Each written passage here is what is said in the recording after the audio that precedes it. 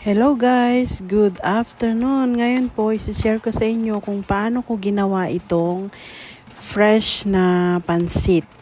Fresh ang tawag namin sa Pilipinas guys.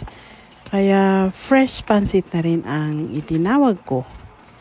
So, bali sa paggawa guys, ang sangkap syempre hindi mawawala itong fresh na pansit o yung tawag sa Chinese na oil noodles. Ito ang isasahog ko guys, yung lechon manok. Kailangan din ng repolyo, carrots, red pepper, sibuyas at bawang.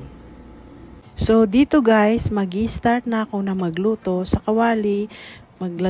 Naglagay ako ng maliit na cooking oil. Uunahin kong igisa itong bawang. Yung iba, inuuna nila yung sibuyas. Pero sa akin, inuuna ko pa rin yung garlic guys kasi hindi ko naman siya sinusunog. Medium heat lang naman yung apoy kaya hinahayaan ko lang siyang mag-brown. And then, tsaka ako pag-brown na, tsaka ako isusunod yung sibuyas. Igigisa-gisa ko lang siya na ganyan guys hanggang sa maluto yung sibuyas. Kagaya rin ng mga previous na paggawa ko ng pansit guys, inuuna ko yung carrots dahil yun ang pinakamahirap na maluto sa lahat ng mga gulay na gagamitin ko sa pagluto ng pansit. Kapag luto na yung carrots guys, isusunod ko na yung repolyo.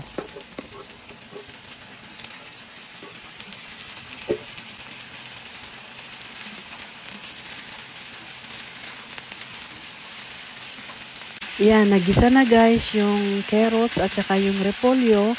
Ngayon naman, uumpisahan ko nang maglagay ng mga panlasa ng pansit.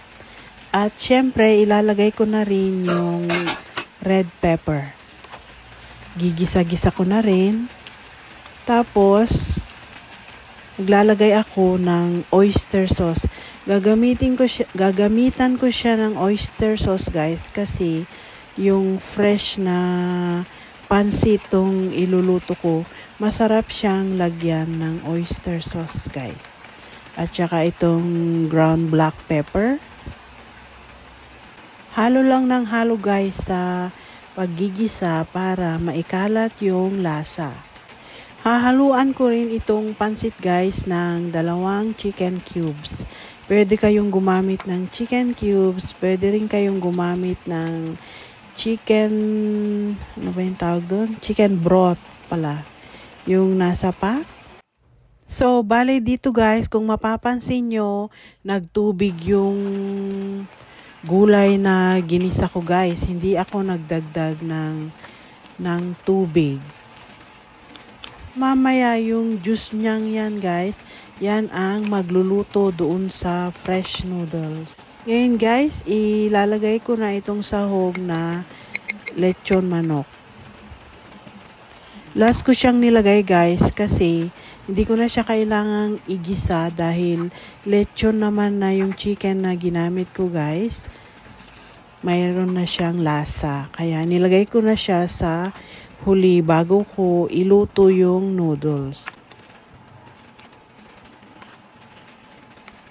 At ngayon guys, ilalagay ko na yung fresh noodles doon sa mga gulay na nagisa. At nailagay ko na rin yung lasa kanina.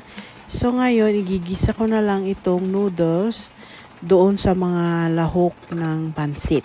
Halo lang ng halo guys hanggang sa maluto.